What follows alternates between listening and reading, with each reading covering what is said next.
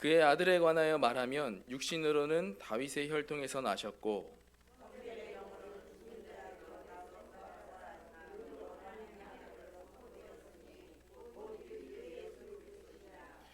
그러므로 말미암아 우리가 은혜와 사도의 직분을 받아 그의 이름을 위하여 모든 이방인 중에서 믿어 순종하게 하나니.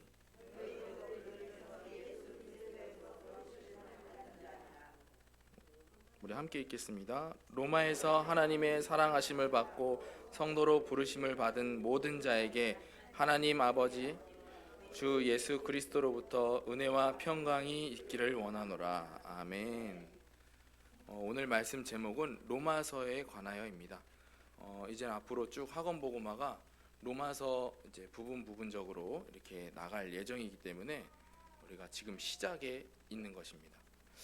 오늘 말씀을 나누기 전에 조금 제가 주변 이제 성도분들이랑 이렇게 포럼을 하다가 보니까 가끔 이제 강단 말씀과 이제 말씀을 잡기가 쉽지가 않다 이런 이야기를 좀 많이 들었어요. 뭐 어쩔 때는 하나님의 말씀이 어렵게 들려질 때도 있지만 사실상 하나님의 말씀이 어렵다는 것은 하나님과 멀어져 있다는 거랑 마찬가지라고 생각이 듭니다. 그래서 모든 메시지를 다 이해하고 내 것으로 만들면 좋겠지만 그날은 정말 은혜가 풍성한 날이겠지만 꼭 그렇지 않더라도 그날에 나에게 하나님께서 들려주시는 그 한 단어만이라도 붙잡고 가시고 그 말씀을 충분히 묵상하면 거기에 맞는 하나님께서 응답을 주실 거라 믿습니다. 이게 한 번 묵상하면 한 번 응답이 올 테고 두 번 묵상하면 두 번 응답이 올 테고 나는 남들보다 더 많은 은혜를 받고 싶다. 매일매일 묵상하면 하나님께서 100배, 1000배, 만배의 응답을 허락하실 줄 믿습니다. 그래서 어려울 수도 있어요. 제가 이제 저도 훈련 가면은 유광수 목사님 메시지가 어렵게 들릴 때도 있습니다. 근데 그럴 때 계속 안 들릴 때가 있어요. 한 번 어려우니까 계속 안 들릴 때가 있어요. 근데 어렵거든요. 사실 제 위치는 1부터 10 중에 5에 있다. 근데 8이라는 메시지를 듣고 있으면 이해가 안 되는 거예요. 그때 저는 그 원초적인 하나님의 그 최초에 나에게 주셨던 그 언약을 다시 그쪽으로 1로 내려가서 언약을 붙잡고 하니까 하나님께 또 거기에 대한 또 새로운 응답을 또 차곡차곡 쌓아주시면서 언젠가는 그 8을 넘어서 10까지 이해가 되는 그런 경험을 해봤습니다. 그래서 내가 하나님의 말씀이 좀 전도자의 삶이라고 하니까 나는 아직 전도에 가깝지 않은데 이렇게 생각이 드시면서 은혜가 안 될 수가 있어요. 그럴 때는 말씀 속에서 하나님께서 이번 강단 말씀처럼 임마누엘 그 단어만 붙잡고 하나님께서 나와 함께 하신다는 그 말씀만 붙잡아도 찾아서 붙잡아도 많은 은혜가 되실 줄 믿습니다. 오늘 로마서에 관하여서 이제 봐야 되는데요. 이 로마서가 바울이 썼습니다. 바울이 쓴 서신인데요. 로마에 보내는 서신이에요. 로마에 이미 있는 성도들에게 보내는 서신입니다. 편지입니다. 이 로마서가 써진 목적은요. 로마 복음화입니다. 로마 복음화의 이유는요. 로마 복음화를 해야 되는 이유는 로마가 그때 당시에 강대국이었기 때문이에요. 모든 나라에 영향을 주는 강대국이었기 때문입니다.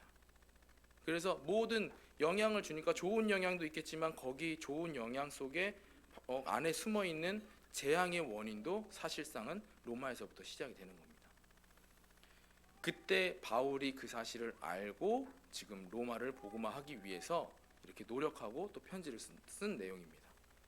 우리 앞서서 로마가 강대국이 되기 전에도 어떨 때는 애굽이 강대국이었고 어떨 때는 아수르가 강대국이었고 어떨 때는 바벨론이 강대국이었고 그때마다 하나님께서는 렘넌트, 복음 가진 렘넌트들을 그 곳에 보내서 복음을 전파되게끔 하나님께서 계획을 하신 겁니다. 애굽에는 요셉을 보냈듯이 또 바벨론에는 다니엘과 세 친구를 보냈듯이 그때마다 하나님께서 언약을 전달하기 위해서 그 강대국에 렘넌트를 보내신 겁니다. 그래서 로마 그때 당시에는 로마가 굉장한 강대국이었고 많은 나라에 영향력을 주는 나라였기 때문에 로마가 복음화가 된다면 모든 나라들이 복음화가 되어질 것을 바울은 미리 보게 된 것입니다. 그래서 강대국을 향한 복음을 하나님의 그 복음의 비밀을 바울이 알았기 때문에 계속해서 로마를 공략을 했던 것입니다. 그래서 강대국을 향한 복음의 비밀을 모르면 그 악영향이 온 세계로 또 결국 우리한테까지도 영향을 끼치게 되는 것입니다. 지금 현실 속에 강대국이라고 한다면 가장 가까운 나라 일본도 있을 테고요. 또 직접적으로 우리가 동맹국이라고 하면서 많은 영향력을 끼치고 있는 미국도 전 세계가 인정하는 강대국 아닙니까? 근데 그러한 강대국에 잘 산다, 막 부럽다 이렇게만 볼 것이 아니라 따라갈 것이만 아니라 그 발전 속에서 파생이 되는 그 문제를 우리가 또 봐야 되는 겁니다. 특히나 우린 복음 가진 우리들이기 때문에 복음의 눈으로 보면은 당장 보일 수밖에 없잖아요. 문제점이. 지금 가장 가까운 나라 얼마 전까지만 해도 가장 영향력이 우리나라한테 가장 영향력이 있었던 나라 그 일본의 역사를 보면 저번에도 말씀드렸다시피 일본이 지금 어떻게 보면은 선진국을 조금 이제 변질해서 성문화가 발달된 나라라 해서 성진국이라고 불리기도 합니다. 근데 어느 정도냐면 많은 진짜 뭐 백화점이 저는 일본을 안 가봤어요. 근데 제 친구가 이제 얘기를 하는데 백화점이 있대요. 백화점이 한 건물이에요. 한 건물 1층, 2층, 3층, 4층짜리 건물인데 4층에는 남성용 성인용품, 3층에는 뭐 자세한 건 모르겠지만 아무튼 층층마다 여성용 성인용품, 뭐 그리고 2층에는 뭐 변태들의 성인용품. 그러니까 그게 얼마나 발전이 이만큼만 들어도 굉장한 발전이 된 나라라고 생각이 들잖아요. 근데 이게 거짓말이 아니라 사실이라는 겁니다. 사실이라는 거예요. 어떤 많은 사람들이 그 성문화를 관광하기 위해서 제 주변에 친구들도 많이 가는 것을 봤어요. 이야기를 해요. 그거 자랑이라고 이야기를 하고 갑니다. 가서 뭐 여러 가지 이렇게 경험을 해보고 오는 거죠. 그게 일본입니다. 근데 왜 그런 일본이 그렇게 될 수밖에 없었냐? 또 여러 개 여기에 또 굉장히 막 얽히고 설킨 이야기가 있잖아요. 맨 처음에는 여자들이 우리도 남자들이 하는 거 할 수 있다 했다가 막상 남자들이 하던 거 하니까 좋은 효과를 못 보고 그러니까 이제 여자들이 이제 설 데가 없는 거예요.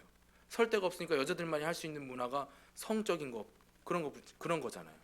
그러니까 모든 여자들이 다 거기로 이제 갈 수밖에 없게 된 그런 문화의 배경 속에 있습니다. 그런 이후에 거봐 너네 못 하잖아. 남자들이 이렇게 서고 이제 여자들은 이제 자연스럽게 성문화가 발전되고 이게 사실상 그 우리나라에 지금도 영향력 있는 그 페미니즘 운동 그게 일본에서 옛날에 있었던 이야기고 그 결과가 지금 여자들이 이제 성문화에 발전된 그런 일들인 겁니다. 우리나라에도 천천히 이제 올 거예요. 지금 뭐 우리나라에서 이제 뭐 청소년들 야한 동영상 못 보게 하기 위해서 이렇게 뭐 이렇게 차단하고 뭐 이렇게 하잖아요. 다 봐요 지금도. 그거 보는 사람 야한 동영상 뭐 불법으로 보는 사람 잡아간다 추적해서 잡아간다 하지만 다 봐요. 뭐 IP 추적이라고 해서 인터넷 링크 막 추적합니다. 검색한 곳을 어딘지 막 추적합니다. 잡을 수 있을 것 같잖아요. 못 잡아요. 버튼 하나만 누르면 그 IP 주소가 쫙 퍼지게 됩니다. 전 세계로. 그러니까 나는 한국에서 보고 있는데 버튼 하나만 누르면 중국에서 보는 것처럼 되는 거예요. 쉽게 말해서. 근데 그게 있어요. 꼭 그러면 컴퓨터 안 사주면 되지 않냐? 핸드폰에도 다 나와요. 핸드폰에도 어플 하나 깔고 버튼만 하나만 누르면 내가 중국에 가 있어요. 나는 한국에 있는데 그렇게 중국에 가 있는 걸로 되어 있어요. 그러니까 이거를 더 우리보다 더 빨리 핸드폰을 사용하고 있는 학생들이 청소년들이 안 보겠냐는 거죠. 아무리 대책을 세워도 방안을 세워도 하게 되어 있습니다. 청소년들이 그렇다는 거예요. 근데 이게 일본의 영향이 굉장히 크다. 강대국인 일본의 영향이 굉장히 크다. 또 미국 볼까요? 미국 발전된 거 굉장히 많이 따라하잖아요. 뭐 정치적으로나 경제적으로나 여러 가지 다 따라하려고 합니다. 우리나라. 물론 그걸 따라해서 발전도 되겠지만 발전만 되는 게 아니라 거기에 따라오는 문제들도 많이 오게 되는 겁니다.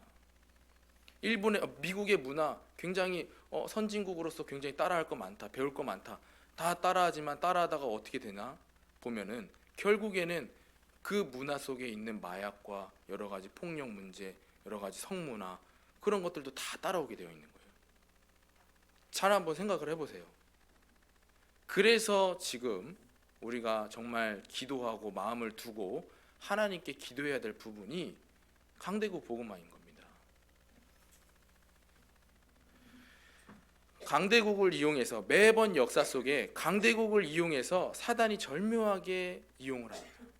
그래서 많은 나라에 퍼지게 되는 겁니다. 사단의 그 전략들이. 이미 우리나라도 이제 뭐 마약 청정국이 아니에요. 옛날까지는 마약 청정국이었지만 지금은 마약 청정국이 아닙니다. 뉴스에서 계속 나오잖아요. 연예인들 마약했다 걸리고 지금 계속 나오잖아요. 사실 그 전에도요. 이런 일이 빈번했어요. 근데 언론에서 시시했던 것뿐이에요. 지금 한국의 마약 중독자들이 우울증에 시달린 사람들이 많이 그거를 접한다고 해요. 어쩌다 보니까 이제 추천도 받기도 하고. 근데 구입이 얼만큼 쉽냐면 그냥 인터넷에서 구입 누르면 1시간 만에 마약이 도착을 한다는 거예요. 곳곳에 어디 뭐 이제 사람들 많이 안 보는 그 가스밸브 그런 데나 아니면 뭐 전기 뭐 함 같은 거 있잖아요. 빌라 같은 데 보면요. 그런데 누가 쉽게 안 열어보잖아요. 그런 데다가 숨겨놓거나 계량기 안에다가 숨겨놓거나 지금도 계속해서 보이지 않게 우리 근처에서 역사하고 있는 거예요. 보이는 게 전부가 아니라니까요. 그것뿐만이 아니에요. 지금 굉장히 심각합니다. 아마 저도 이제 공부하니까 이 정도지 이미 그 문화에 빠져 있는 친구들은 굉장히 쉽게 접할 수 있을 거예요. 저희가 지금 사용하고 있는 그 인터넷 링크는요. 소셜 웹이라고 합니다. 그거 말고 각종 범죄가 쉽게 열려져 있고 막 하는 그런 인터넷 그게 웹이 따로 있어요. 딥웹이라고, 다크웹이라고 하나요? 아마 그런 게 따로 있어요. 그런데 들어가면은 물론 뭐 지금 사실상 뭐 쉽게 들어가는 사람은 없겠죠. 왜냐 거의 뭐 비밀리에 뭐 들어갈 사람만 들어가니까요. 근데 거기에 들어가면 똑같이 비슷한 프로그램으로 우리가 접하고 있는 유튜브라든지 뭐 개인 방송이라든지 그런 거 똑같이 접할 수 있어요. 근데 그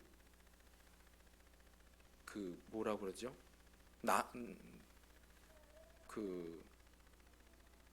아무튼 그게 더 심의가 더 높은 거예요. 그러니까 거기서는 야한 동영상 찾는 게 그냥 기본이에요. 마약 거래하는 거 기본이에요. 유튜브 개인 방송 그 비슷한 거 하는데요. 거기서는 이제 우리 화폐로 이렇게 나누지 않아요. 가상화폐로 나누니까요.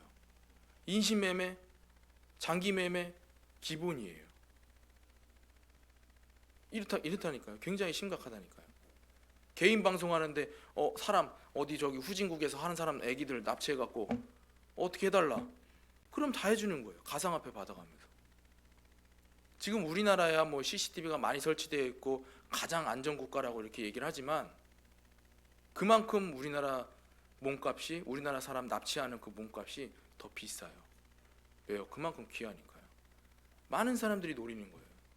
마약도 마찬가지예요. 청정국이니까 우리나라에 마약이 한번 도입되면은 거기는 진짜 황금어장이다. 마약 판매상들이 얘기하는 거예요. 이런 것들이. 나는 마약 중독자가 아니니까 괜찮나요? 나는 아무것도 상관없으니까 괜찮나요? 아니죠. 영화 보면은 I am 레전드라고 있습니다. 윌 스미스라고 흑인이 나와요. 근데 흑인이 혼자서 나와요. 근데 알고 보니까 모든 마을 사람들 주민들이 다 좀비가 되어 있어요. 혼자만 살아 있어요. 혼자만. 그게 뭔 소용이냐고요. 마찬가지잖아요. 다 지금 나만 보고만 알고 있으니까 괜찮다? 나만 복음 누리고 있으면 괜찮다? 아니잖아요. 우리 앞으로 청소년들이 더 그러한 심각한 문화 속에 빠지기 되기 전에 우리가 준비하자는 게 렘넌트 운동입니다. 그래서 강대국이 살아야 되는 이유도 그 이유입니다. 오늘 로마 복음화도 바울이 그것을 먼저 본 거예요. 그래서 이러한 경험들이 지금 실질적으로 일어나고 있다는 거. 지금 눈에는 살짝 보이지 않지만 내 옆에 있는 사람이 마약 중독자일 수도 있는 거고요. 내 옆에 있는 사람이 범죄자일 수도 있는 거고요. 그렇습니다. 확인만 안 될 뿐이죠. 근데 앞으로는 더더욱 좋아질 게 아니라 심각해진다고 했는데 우리 앞으로 살아갈 렘넌트들은요. 복음 모르면 그 문화에 빠질 수밖에 없는 거예요. 지금 유럽에서는 음악하는 사람들은 마약 안 하면은 음악 못할 정도로 지금 그러한 문화가 만들어지고 있잖아요. 근데 이게 먼 나라 이야기 같지만 사실상 우리한테 앞으로 올 미래라는 것입니다. 그래서 지금 우리가 교회에서 이 렘넌트들에게 또 청소년들에게 올바른 문화를 가져다 주기 위해서 시작하고 준비하고 기도하고 있는 것이 토요학교입니다. 이거예요. 많은 청소년들이 범죄 쪽으로 빠지지 않게 올바른 문화로 이끌기 위해서 이러한 문화들을 같이 하기 위해서 토요학교를 시작합니다. 그래서 우리 은혜로운 교회에 모든 성도님들이 함께 기도하면서 나아갔으면 좋겠어요. 아, 내가 하는 거 아니니까 우리 선생님들이 다 알아서 하시겠지, 그렇게 생각하지 마시고 꼭 기도해 주셨으면 좋겠습니다. 목사님께서 말씀하시잖아요. 기도의 발전소는 장로님들이시다. 진짜 기도가 필요해요. 눈에는 안 보이게 역사하신다니까요. 성경 속에 나와 있잖아요. 우리가 기도할 때 보좌가 움직이고 우리가 기도할 때 시공간과 모든 내용을 초월하시고 역사하시는 게 하나님에게 하는 기도다. 믿음 가지고 꼭 기도해 주시기 바랍니다. 꼭 토요학교를 통해서 모든 여기 지역의 친구들만이라도 꼭, 그러면 안 돼요. 전 세계 친구들 다 해야 되겠지만 우리 가까운 친구들부터 먼저 살리자는 취지예요. 지금 토요학교를 기도하면서 준비하고 있으니까요, 옆에 있는 친구들도 오게 되고, 또 교회에 적응하지 못했던 그냥 평일날 그냥 나와서 놀고 하나님 말씀 조금 듣고 갔던 그 친구들이 이제는 토요학교 시작도 안 했는데 왔다가 토요학교 안 하냐고 얘기하는 거고, 이런 응답들이 있는 겁니다. 하나님께서 보내주시는 것 같아요. 함께 기도해 주시기 바랍니다. 오늘 로마서에 관해서 좀 볼 텐데요. 로마서는 바울이 썼습니다. 바울이 썼는데 바울은 어떠한 사람이냐? 사도행전 9장 15절에 보니까 사명을 받았어요. 맨 처음에는 예수님을 믿고 예수님을 전달하는 사람에게 핍박하고 돌 던졌던 사람이, 그 사람이 이제 예수님을 만나고 나서 사명을 받게 됩니다. 어떠한 사명을 받냐면 이방인과 임금들과 이스라엘 자손들에게 복음을 전하는 그 사명을 받게 됩니다. 바울은 그 언약을 붙잡으면서 이제는 어디를 보았냐? 강대국이었던 로마를 보았던 것입니다. 그래서 사도행전 19장 21절에 로마도 보아야 하리라, 사도행전 23장 11절에도 마찬가지고, 또 사도행전 27장 24절에도 가이사 앞에 서야 하리라. 그때 당시에 로마의 왕 가이사, 그 앞에 선다는 것입니다. 로마를 복음화해야 되는 그 이유를 정확히 알고 있었던 것입니다, 바울이. 그리고 그 확신을 어디서 표현했냐? 로마서 16장 25절부터 27절까지. 영세전부터 감추어졌다가 이제는 나타나신 바 되었으며 이제는 그 말씀이 영원 세세 무궁토록 영원할지어다. 이거는 확신을 가지고 얘기한 거예요. 아직 로마 복음화는 바울 살아있을 때는 되지 않았습니다. 근데 지금 그 고백을 하고 있는 거예요. 확신을 가지고 로마가 복음화가 될 것이다. 감추어졌다가 이제는 나타나신 바 될 것이며 이제는 그 영광이 세세 무궁토록 영원할지어다. 이게 바울입니다. 그리고 로마서의 기록 시기는요, AD 57년경 그때 쓰어졌다고 합니다. 근데 그때가 어느 때냐면 이제는 예수님께서 얘기하셨어요. 예수님이 공생애 때 얘기하셨던 게 있어요. 이 성전이 무너지고 돌 위에 돌 하나 남지 않겠다. 그게 지금 AD 70년입니다. 그러니까 예루살렘의 성전이 함락되기 멸망하기 그 직전에 쓰여진 책입니다. 그리고 기록 장소는요, 고린도 지역에서 쓰여졌습니다. 이러한 이제 증거들은 이제 로마서 16장 1절부터 4절에 보니까요, 갱그레아 교회, 그 갱그레아 교회가 나오는데요. 그 갱그레아 교회에 베베라는 이제 성도가 있었던 거예요. 그 베베가 로마에 이 로마서를 서신을 갖다 주는 역할을 맡겼다고 그 성경 속에 기록이 되어 있습니다. 그러니까 그 기록만 봐도 이 지금 로마서는 고린도에서 쓰여졌다. 또 로마서 16장 23절에 보니까 가이오 집에 지금 바울이 있었던 기록이 나와 있습니다.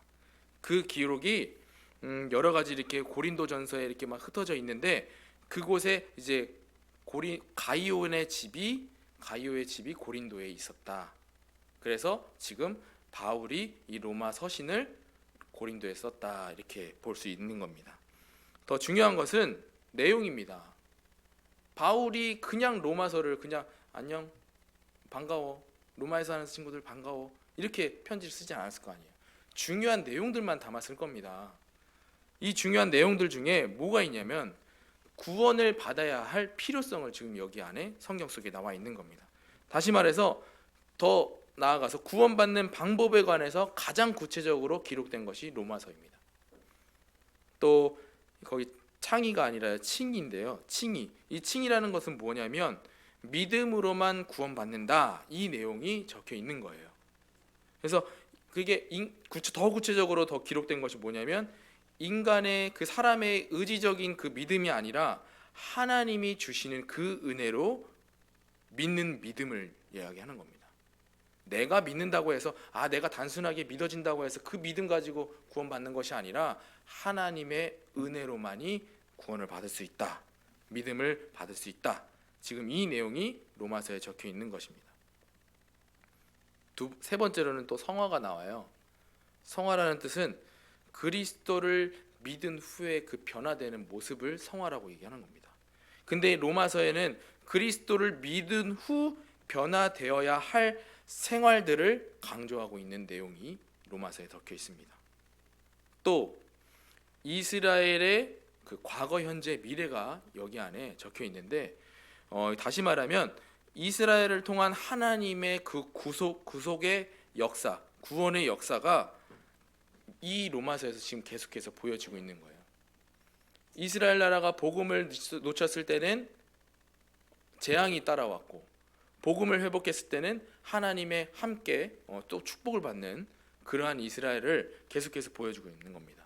근데 이 사실이 지금 이스라엘 나라만 적용되는 내용이 아니라 지금까지도 우리에게도 적용되고 있는 것을 로마서에서 이야기하고 있는 것입니다. 다시 말해서 과거, 현재, 미래는 지금 이 구속 사역은 계속해서 이루어지고 있고 앞으로도 계속 있을 내용이다, 이런 말입니다. 또 실질적으로 성도들의 삶을 적용할 것을, 하나님을 믿는 구원받은 자들이 적용할 것을 이 성경 속에 적혀 있고요. 그리고 여러 가지 구체적으로 얘기를 들어가면 성도와 사랑을 실천하여 하나님께 어떻게 헌신할지가 이 로마서에 적혀 있는 것입니다. 자세한 내용은 로마서 12장과 또 15장에 12장부터 15장에 적혀 있습니다.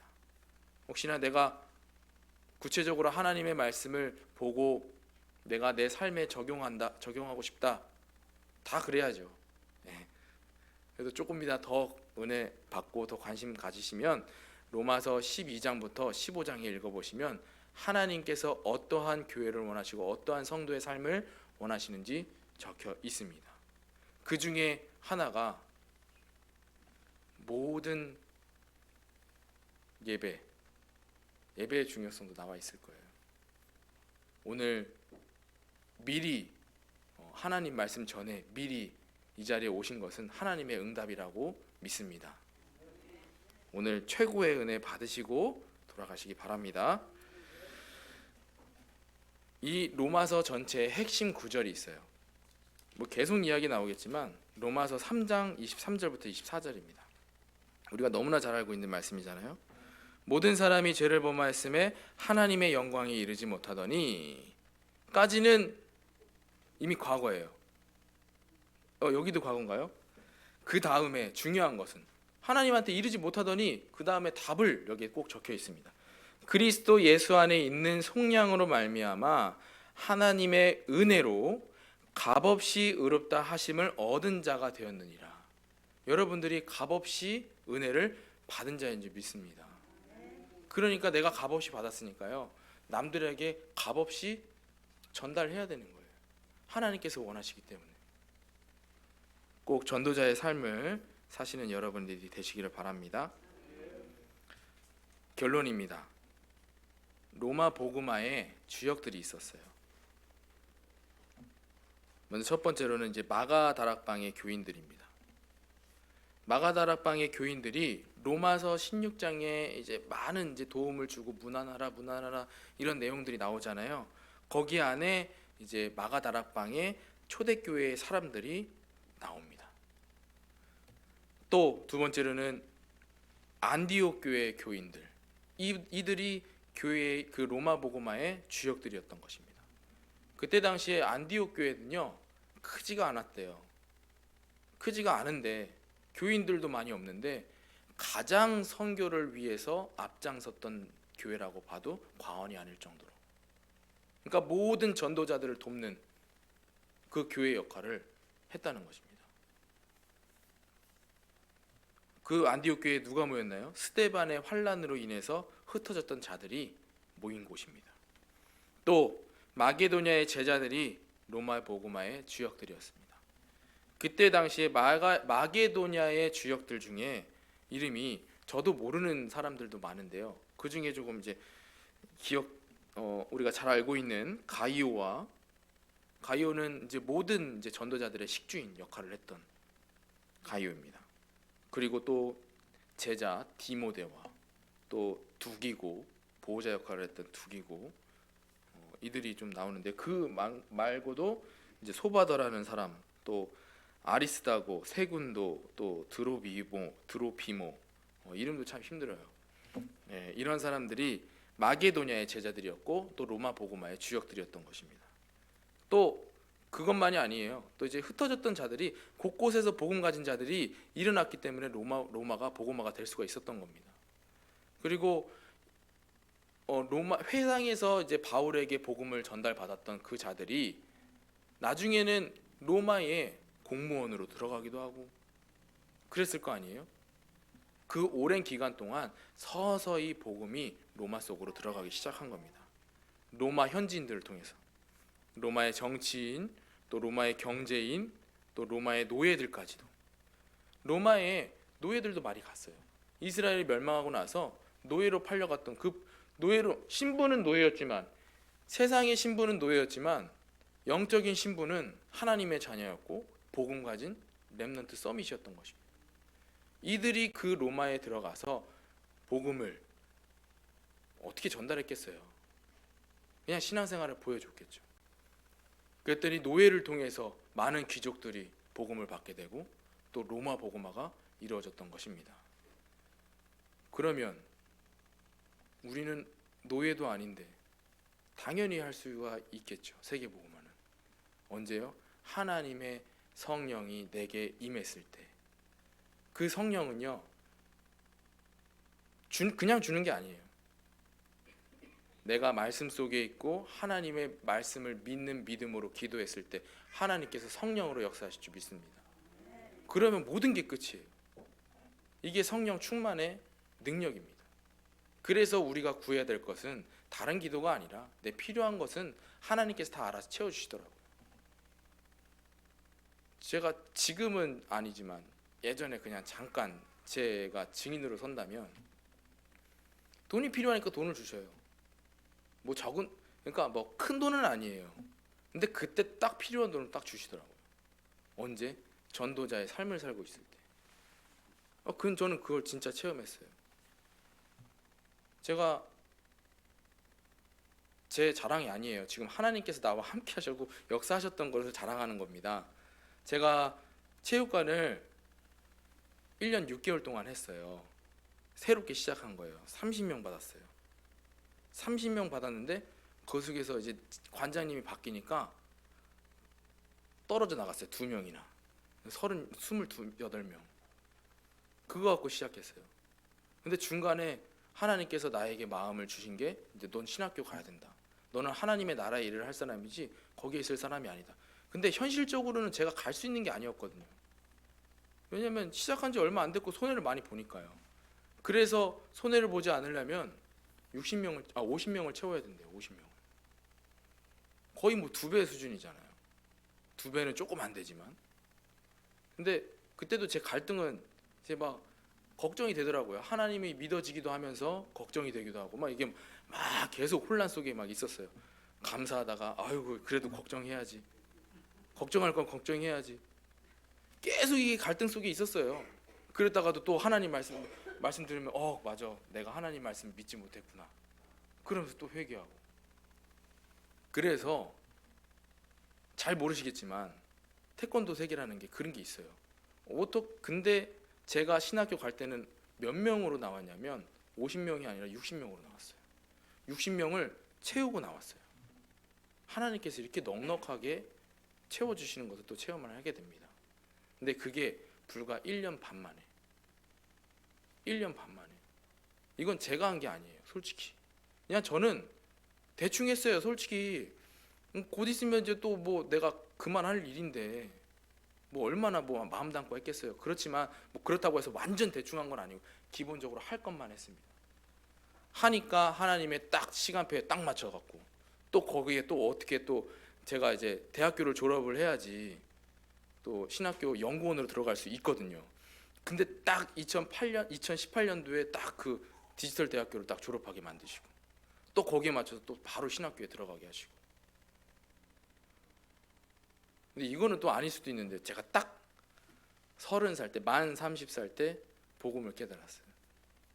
근데 딱 요셉이 생각이 나더라고요. 요셉이 딱 만 30세 때 총리가 됐잖아요. 그냥 이거는 그냥 제 생각입니다. 근데 이렇게 역사하셨어요. 그러니까 근데 우리는 사실상 그게 먼 곳의 미래를 못 보니까 당장 앞에 있는 걱정부터 시작하는 거잖아요.